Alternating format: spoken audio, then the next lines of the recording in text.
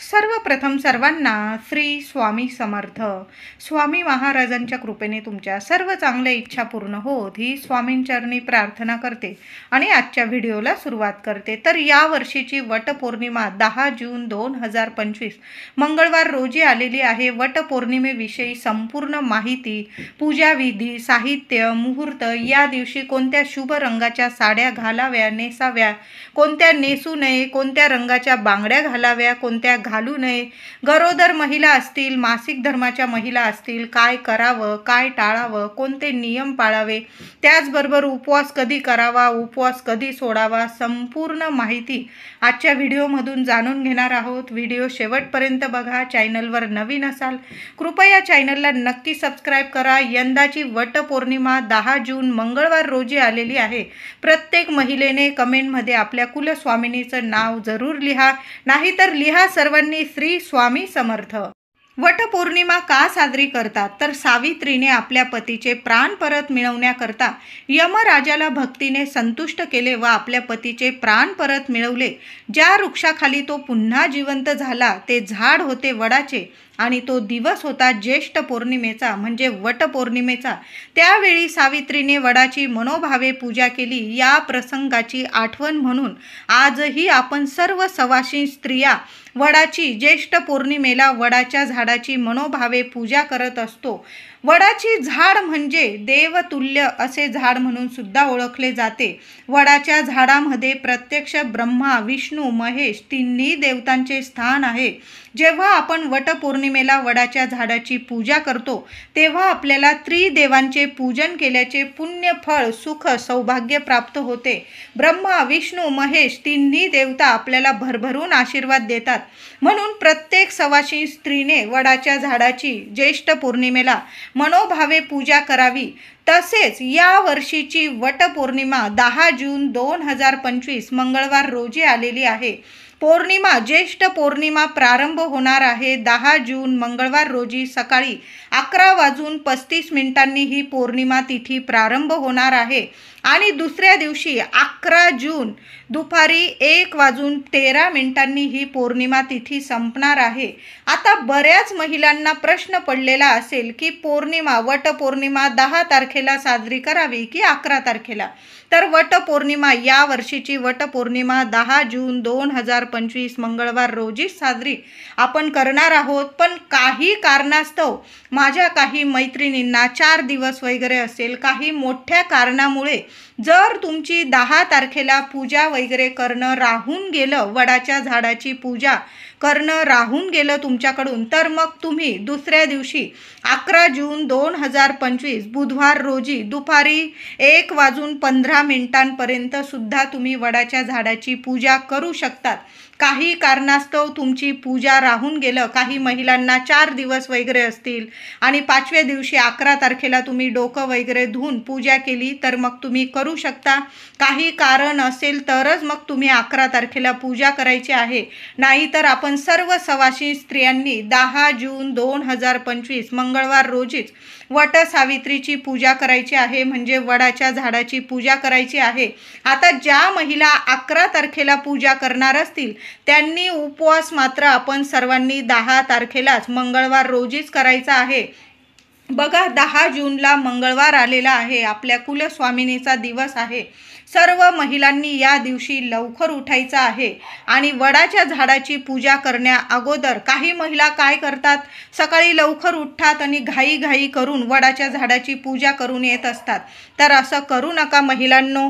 सर्व काही नीट व्यवस्थित करायचं आहे आपल्याला. तर या दिवशी जर असं लवकर उठायचं आहे आणि सर्व महिलांनी आंघोळीच्या पाण्यात थोडीशी चिमूटभर हळद टाकून आंघोळ करायची आहे. माता लक्ष्मी प्रिय हळद टाकून आंघोळ करायची आहे.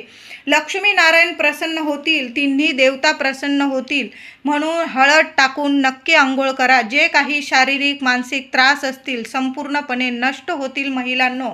हळद टाकून नक्की आंघोळ करा. त्याचबरोबर या दिवशी महिलांनो अंघोळ केल्यानंतर लगेच आपल्या देवघरात देवांची छान अशी विधिवत पूजा करायची आहे.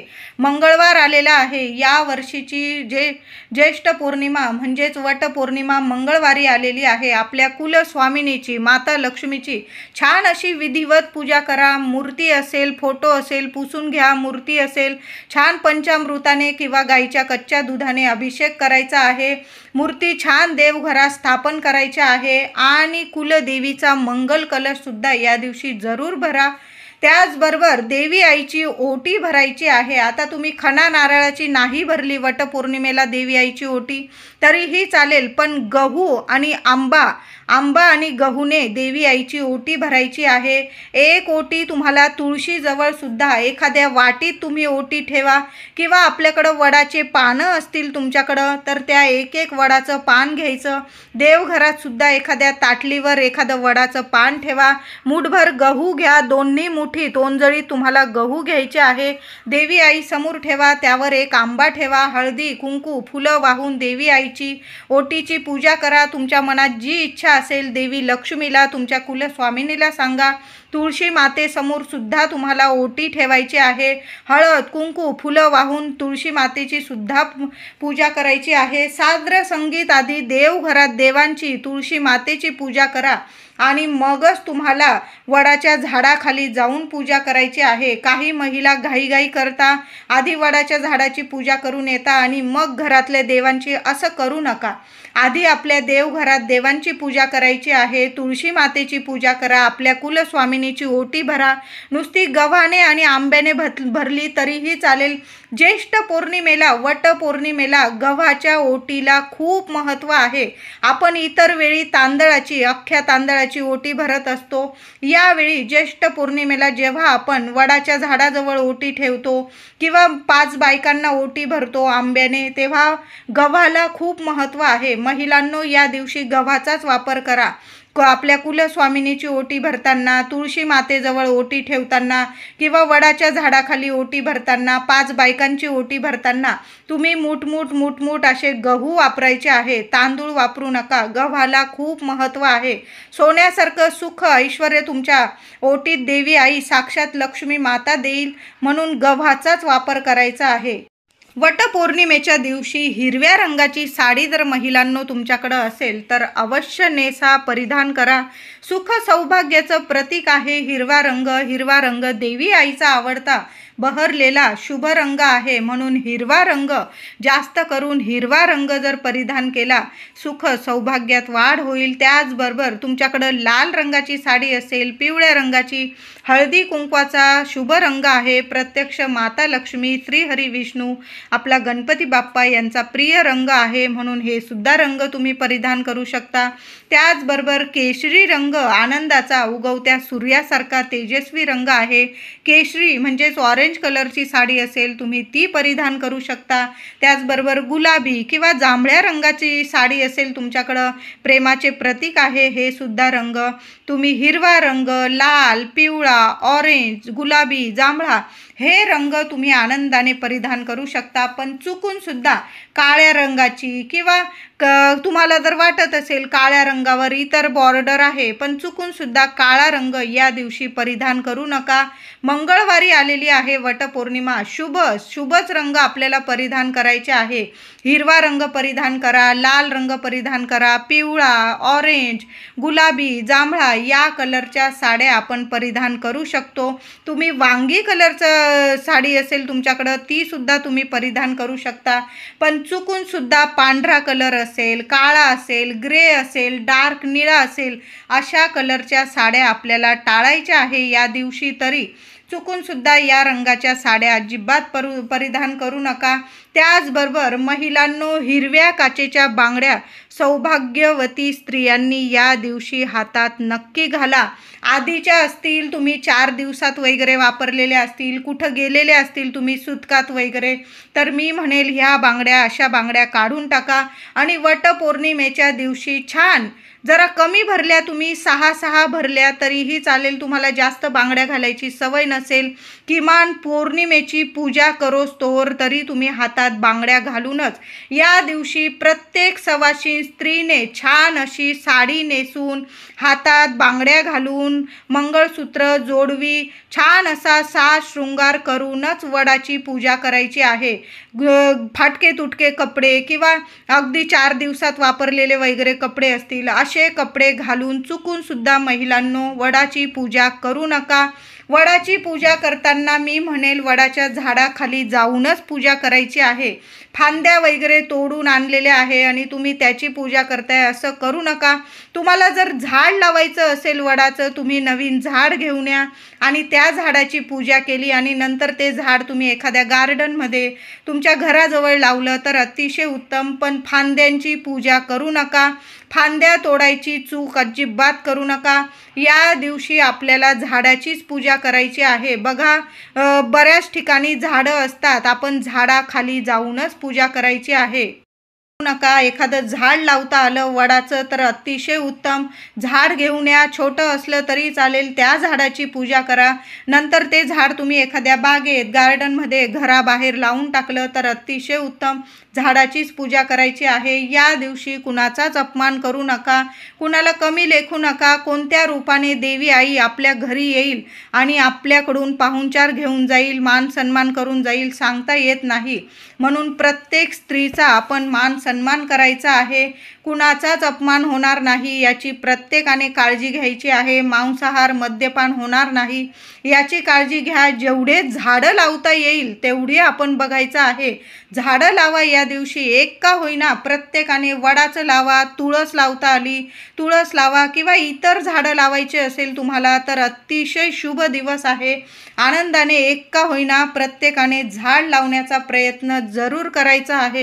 वटपौर्णिमेच्या दिवशी आपल्या घरात शांतता राहील याची प्रत्येकाने काळजी घ्यायची आहे. महिलांनी मन शांत ठेवा आणि प्रसन्न ठेवा. प्रसन्न मनाने केलेली पूजा असू द्या, व्रत, उपवास फळ देऊन जातं. म्हणून शांत आणि प्रसन्न मन ठेवा या दिवशी. तर वडाच्या पूजेसाठी काय साहित्य लागणार आपल्याला, तर 2 हिरव्या बांगड्या लागणार आहे आपल्याला, शेंदूर, 1 गळसरी, अत्तर, कापूर, पंचामृत, दूध, पंचामृत नसेल तर कच्चं गाईचं दूध, पूजेचे वस्त्र, विड्याची पानं, सुपारी, पैसे, गूळ खोबऱ्याचा नैवेद्य, आंबे, दुर्वा आणि गहू आणि फुलं वगैरे. तुम्हाला जर वडाच्या झाडाला एखादा हार घालायचा असेल तर तुम्ही हार घेऊन आलात फुलांचा तरीही चालेल. या सर्व वस्तू आपण नेहमीच पूजा करतो, आपल्या सर्व महिलांना माहीत आहे. प्रथम आपण गणपतीची सुपारी मांडून स्थापना करायची आहे. पहिल्यांदा वडाच्या झाडाखाली गेल्यानंतर पहिल्यांदा गणपती मांडायचा आहे. तुम्ही विड्याची 2 पानं मांडायची, त्यावर सुपारी ठेवायची आणि गणपती बाप्पाची आपल्याला प्रथम पूजा करायची आहे. हळद, कुंकू, अक्षता, फुलं, दुर्वा वाहून पंचोपचार पूजा करायची. नंतर आपल्याला वडाच्या झाडाला थोडं दूध किंवा पंचामृत किंवा पाणी अर्पण करायचं आहे. हळदी, कुंकू, फुलं वाहून पूजा करायची आहे आणि नंतर आपल्याला सूत गुंडाळायचा आहे. सौभाग्याचं अलंकार नेलेलं असेल तुम्ही, सौभाग्याचा अलंकार अर्पण करायचा आहे. मूठभर गहू आणि तुम्हाला आंबा याची ओटी तुम्हाला वडाच्या झाडाखाली सावित्री मातेची तुम्हाला भरायची आहे. तुम्ही जशी दरवर्षी पूजा करतात ना पंचोपचारे, तशी पूजा करायची आहे. प्रथम गणपती बाप्पाची पूजा करा आणि नंतर आपल्याला बाकी पूजा करायची आहे. जन्मोजन्मी हाच जोडीदार मिळावा. जोडीदारासोबत संपूर्ण आयुष्य सुख, समाधान, आनंद, आरोग्य, ऐश्वर्याने, गोकुळाने फुलून राहावं अशी मनापासून आपल्याला वडाच्या झाडाखाली प्रार्थना करायची आहे. स्त्रियांनी या दिवशी उपवास करायचा आहे. किमान वडाची पूजा करेपर्यंत तरी नक्की उपवास करा. नंतर तुम्ही खाल्लात तरीही चालेल, उपवास सोडला. काही महिला काय करतात, वटपौर्णिमेच्या दिवशी संपूर्ण दिवस रात्र छान असा उपवास करता आणि दुसऱ्या दिवशी उपवास सोडत असतात. आता तुमची जशी परंपरा आहे, काही ठिकाणी वडाची पूजा केल्यानंतर लगेच घरी गेलात की लगेच उपवास सोडतात, तर काही ठिकाणी संपूर्ण दिवस रात्र उपवास करता, दुसऱ्या दिवशी उपवास सोडतात. ज्याची जशी परंपरा आहे, मी सांगते म्हणून अशी परंपरा लावून घेऊ नका. तुमची जशी परंपरा आहे, तुम्ही दरवर्षी जेवढ्यापर्यंत उपवास करता तेवढाच उपवास करायचा आहे. तुम्ही संपूर्ण दिवस उपवास करता, दुसऱ्या दिवशी उपवास सोडता, तुम्ही तसंच करा. किंवा तुम्ही फक्त वडाची पूजा करेपर्यंत उपवास करता, तुम्हाला तसंच करायचं आहे. कुणी सांगतंय म्हणून कुठलीही प्रथा लावून घेऊ नका किंवा कुठली परंपरा लावून घेऊ नका. तुम्ही जसं करता तशाच पद्धतीने वडाची पूजा करायची आहे आणि उपवाससुद्धा करायचा आहे. उपवास सोडताना काहीतरी गोडधोड खाऊनच आपल्याला उपवास सोडायचा आहे. 4 दिवस किंवा गरोदर स्त्रियांनी फक्त लांबून नमस्कार करून आपल्या पतीला उदंड आयुष्य, आरोग्य, सुख, शांतीसाठी प्रार्थना करायची आहे. पूजा करू नका. गरोदर महिलांनी पुढील वर्षी पूजा करायची आहे, या वर्षी पूजा करू नका. आणि गेलाच तुम्ही वडाच्या झाडाखाली, तर मग तुम्ही हळदी कुंकू फुलं वाहून वडाच्या झाडाखाली नमस्कार केला तरी चालेल, पण कुणाची ओटी भरू नका तुम्ही आणि कुणाकडून ओटी भरून पण घेऊ नका. तुम्हाला जर कोणी ओटी दिली तर घेऊ नका आणि कुणाला तुम्ही ओटी देऊ पण नका. ही चूक करू नका. गरोदर महिलांनी हे नियम जरूर पाळायचे आहे. किंवा तुम्ही फक्त लांबून नमस्कार केला तरीही चालेल. 4 दिवस वगैरे असेल, त्या महिलांनी आपल्या घरातच, आपल्या देवघरात लांबून नमस्कार केला, सावित्री मातेला प्रार्थना केली, तुमच्या पतीसाठी, मुलाबाळांसाठी, मुलांच्या, पतीच्या सुख ऐश्वर्यासाठी, उदंड आयुष्य, आरोग्यासाठी तरीही चालेल. लांबून नमस्कार करा. गरोदर महिलांनी उपवास करू नका. तुम्ही 2 जीवांच्या आहात. 4 दिवस असतील महिलांना, तुम्ही उपवास करायचा आहे, पूजा मात्र करू नका. वटपौर्णिमेच्या दिवशी भारतात संपूर्ण ठिकाणी हे वटसावित्रीचे व्रत मोठ्या मनोभावे केले जाते. पतिव्रता स्त्री कशी असावी याचा सावित्री हा आदर्श समजला जातो. या दिवशी प्रत्येक सुवासिनी स्त्रियांनी सावित्रीची मनोभावे प्रार्थना करावी व वडाच्या झाडास सूत गुंडाळून षोडशोपचारे पूजा करावी. आता सुताविषयी एक गोष्ट सांगत आहे महिलांनो. आपण सर्व स्त्रिया वडाच्या झाडाखाली वटपौर्णिमेला पूजनासाठी गेल्यावर एकीचा सूत गुंडी दुसरीला देऊ नका. ही चूक अजिबात करू नका. मी काही ठिकाणी बघितलंय, 7 फेरे मारून घेतात, सूत तोडून घेतात आणि दुसरीला देऊन देतात. अशी चूक अजिबात करू नका. वडाला 7 फेरे मारताना 7 वेळा धागा गुंडाळून उरलेला धागा, सूत गुंडी तिथेच खोचून द्या.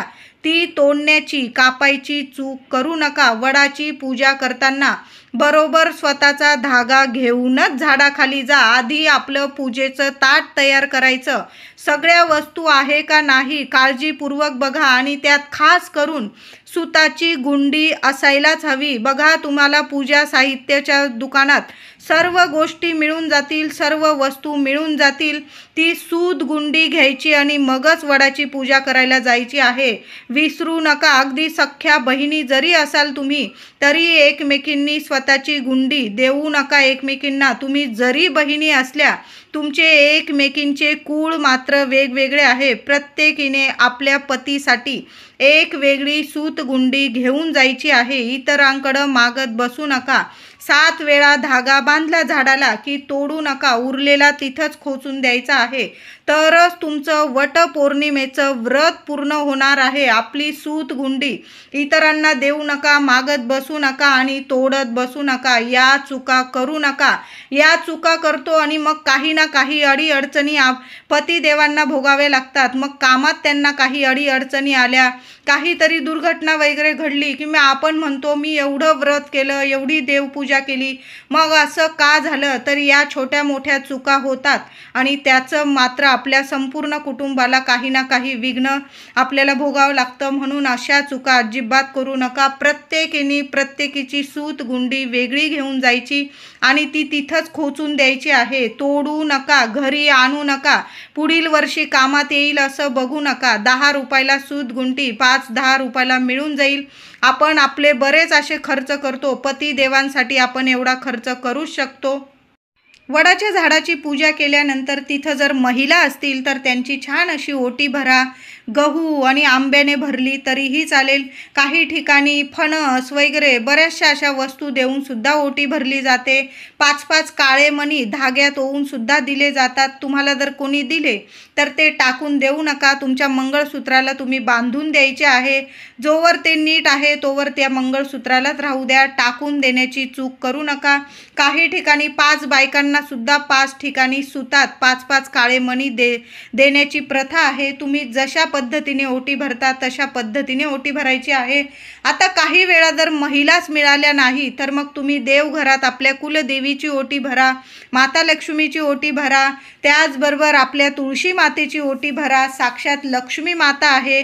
त्याचबरोबर तुम्हाला जर गोमाता दिसली महिलांनो, वट पौर्णिमेच्या दिवशी प्रत्येक सवाशी स्त्रीने तुम्हाला जर गाय दिसली तिला हळदी कुंकू लावा. मारकी गाय नसेल तर तुम्ही लांबून जरी हळदी कुंकू लावला, मारकी असेल तर, आणि ती जर हात लावू देत असेल तर तिच्या कपाळी हळदी कुंकू लावा, तिला नमस्कार करा. स्वतःच्या हाताने मुठभर गहू खाऊ घाला. बरोबर जाताना एखादी ताजी चपाती घेऊन जा, तिला तूप गूळ लावून घेऊन जा आणि स्वतःच्या हाताने खाऊ घाला. बघा, सुख सौभाग्यात इतकी वाढ होईल. तुमच्या पतिदेवांना प्रत्येक कामात यश मिळायला लागेल अशी ही सेवा आहे. प्रत्येक सवाशी स्त्रीने गोमातेला या दिवशी स्वतःच्या हाताने मुठभर गहू न विसरता नक्की चारा खाऊ घाला. स्वतःच्या हाताने नमस्कार करा. बघा, सुख सौभाग्यात ऐश्वर्यात वाढ होईल. मुलांची प्रगती होईल. तुमच्या पतिदेवांची प्रगती होईल. अष्टरूपी माता लक्ष्मी तुम्हाला भरभरून आशीर्वाद देईल असा हा दिवस आहे. कुलस्वामिनीची कृपा होईल तुमच्यावर. म्हणून गोमातेची ही सेवा न चुकता सर्व महिलांनी नक्की करा. बघा, शोधा, गाय मिळून जाईल. वडाची पूजा करताना मिळाली तर तिथंच नमस्कार करून घ्या. मुठभर गहू खाऊ घालून मग तुम्ही घरी आलात तरीही चालेल. आता चपाती नेलेली नसेल, जे मुठभर गहू असतील तुमच्याकडं ते जरी खाऊ घातले, नमस्कार केला लांबून तरीही चालेल. वडाची पूजा करताना सावित्री मातेचा हा मंत्र म्हटलात, तुम्ही ही प्रार्थना केली तरीही चालेल. नाहीच काही जमलं तुम्हाला, तुम्ही जी दरवर्षी सावित्री मातेला हात जोडून प्रार्थना करता ती केली तरीही चालेल. थोडक्यात तुम्हाला प्रार्थना सांगते.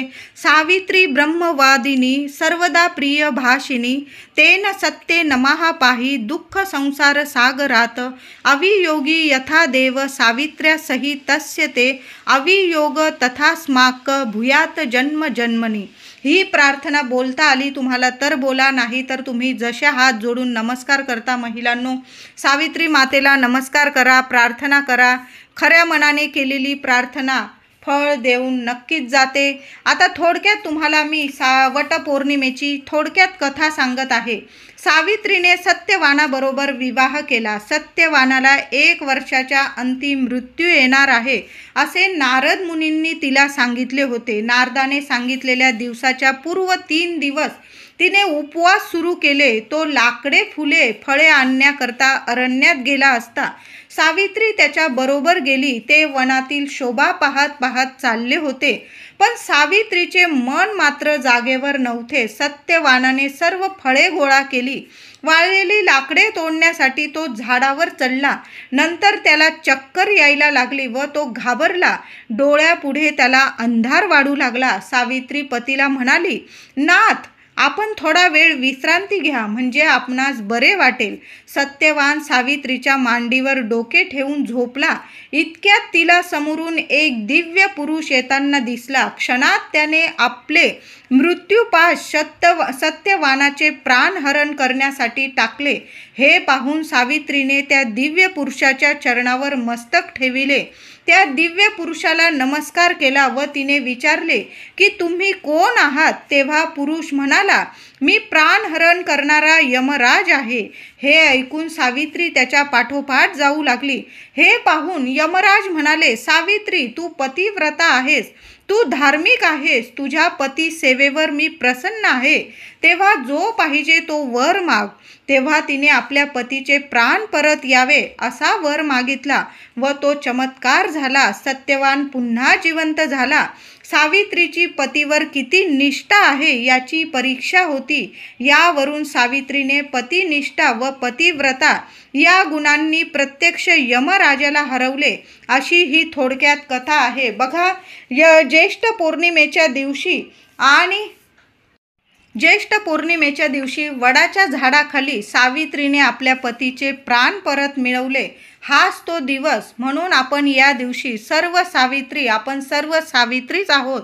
प्रत्येक सवाशीण स्त्री ही सावित्री आहे. म्हणून आपण मनोभावे वडाच्या झाडाची पूजा करत असतो. आपल्या पतीला, आपल्या लेकराबाळांना उदंड आयुष्य, आरोग्य लाभावं, सुख ऐश्वर्य, आपला संसार सुखाचा व्हावा, गोकुळासारखा व्हावा, म्हणून प्रत्येक स्त्री वडाच्या झाडाखाली सावित्री मातेला प्रार्थना करत असते. वटपौर्णिमेच्या दिवशी कोणत्या शुभ मुहूर्तावर वडाच्या झाडाची पूजा करावी? बऱ्याच महिलांना असा प्रश्न पडतो. तर 10 जून 2025 मंगळवार रोजी ज्येष्ठ पौर्णिमा म्हणजे वटपौर्णिमा सकाळी 11:35 प्रारंभ होणार आहे. तर आपण सकाळी 11:35 ते संध्याकाळी 5:30 वाजेपर्यंत वडाच्या झाडाची पूजा करू शकतो. अगदी 6 वाजेपर्यंत केली तुम्ही तरीही चालेल. फक्त तुम्ही जर राहू काळ मानत असाल तर दुपारी 3 ते 4 हा 1 तासाचा राहू काळ असणार आहे. या काळात, या वेळात वडाच्या झाडाची चुकून सुद्धा पूजा करू नका. तुम्ही जर राहू काळ मानत असाल तर म्हणते. तुम्ही जर राहू काळ वगैरे मानत नाही तर मग तुम्ही 11:30 वाजेपासून संध्याकाळी 6 वाजेपर्यंत, 5:30 ते 6 वाजेपर्यंत वडाच्या झाडाची पूजा करू शकता. ऐन संध्याकाळी दिवे लागण्याला कुठल्याच झाडाला हात लावू नका आणि पूजन करू नका. म्हणून 5:30 ते 6 वाजेच्या आतच आपल्याला वटपौर्णिमेच्या दिवशी वडाच्या झाडाची पूजा करायची आहे. आता काही महिलांना दुसऱ्या दिवशी पूजा करायची असेल तर मग 11 जून रोजी दुपारी 1:15 तुम्ही वडाच्या झाडाची पूजा करू शकता. 11 तारखेला पण उदय तिथीनुसार ज्येष्ठ पौर्णिमा असणार आहे. तशी तर उदय तिथीनुसार जी तिथी सूर्योदय बघत असते ती तिथी संपूर्ण दिवस मानली जाते. तरी पण आपण तिथीनुसार दुपारी 1:15 ही पौर्णिमा तिथी असणार आहे. म्हणून तुम्ही 11 तारखेला पण पूजा करू शकता दुपारी 1:15 आणि 10 तारखेला तर संपूर्ण दिवस म्हणजे सकाळी 11:35 संध्याकाळी 6 वाजेपर्यंत या शुभ मुहूर्तावर आपण वडाच्या झाडाची पूजा करायची आहे. फक्त दुपारी 3 ते 4 हा राहूचा काळ सोडून द्यायचा आणि मग बाकी संपूर्ण दिवसच हा वडाच्या झाडाची पूजा करण्यासाठी शुभच आहे. वटपौर्णिमेच्या दिवशी महिलांनो, पतीवरून ही एक वस्तू तुम्हाला ओवाळून टाकायची आहे. तुम्ही अगदी संध्याकाळी जरी हा उपाय केला ना, अगदी रात्रीच्या 9 वाजेपर्यंत केला ना हा उपाय, तरीही चालेल. संपूर्ण दिवस रात्र पौर्णिमा तिथी आहे. पौर्णिमा, ज्येष्ठ पौर्णिमेला, वटपौर्णिमेला हा उपाय करायचा आहे. पतीला पूर्व पश्चिम उभं करायचं आणि पतीच्या डोक्यापासून पायापर्यंत थोडेसे अख्खे तांदूळ, अक्षता तुम्हाला उतरवून घ्यायचे आहे आणि चारी दिशांना तिथंच उभं राहून चारी दिशांना त्या अक्षता तिथंच उभ्या उभ्या तुम्हाला फेकून द्यायच्या आहे. कुठं पडताय, कशा पडताय बघू नका. अगदी 4-4 दाणे जरी चारी दिशांना फेकले ना तुम्ही तरीही चालेल. चारी दिशांनी तुमच्या पतिदेवांचं कायम रक्षण होईल असा हा दिवस आहे आणि असा हा उपाय आहे.